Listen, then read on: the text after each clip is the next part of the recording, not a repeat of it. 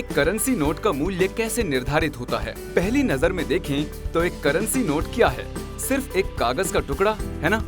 लेकिन जब बाजार में मुद्राओं का व्यापार किया जाता है तो ये किसी वस्तु की तरह ही व्यवहार करती है, जिन्हें खरीदा और बेचा जा सकता है। तो इस मामले में मुद्रा का मूल्य किस तरह निर्धारित होता है? जब मुद्रा का कारोबार किया जाता है तो उसकी कीमत बाजार में उसके मूल्य के आधार पर निर्धारित की जाती है। दूसरे शब्दों में मुद्रा की डिमांड और सप्लाई इसका मूल्य निर्धारित करती है। जब किसी मुद्रा की डिमांड ज्यादा होती है तो उसका मूल्य बढ़ जाता है। उदाहरण के लिए, अगर भारतीय रुपए में खरीदे गए किसी वस्तु या सेवा की डिमांड बढ़ती है तो भारतीय रुपए का भी मूल्य बढ़ता है। इसके विपरीत, जब किसी मुद्रा की सप्लाई ज्यादा होती है तो उसका मूल्य घट जाता है। उदाहरण के लिए, अगर आरबीआई और नोट छापने का फैसला करता है तो भारतीय रुपए की सप्लाई बढ़ जाएगी और इसलिए रुपए का मूल्य घट जाएगा।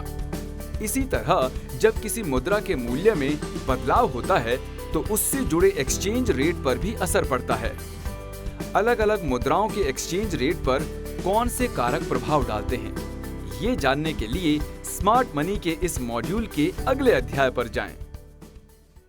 Investments in securities market are subject to market risks. Read all the related documents carefully before investing.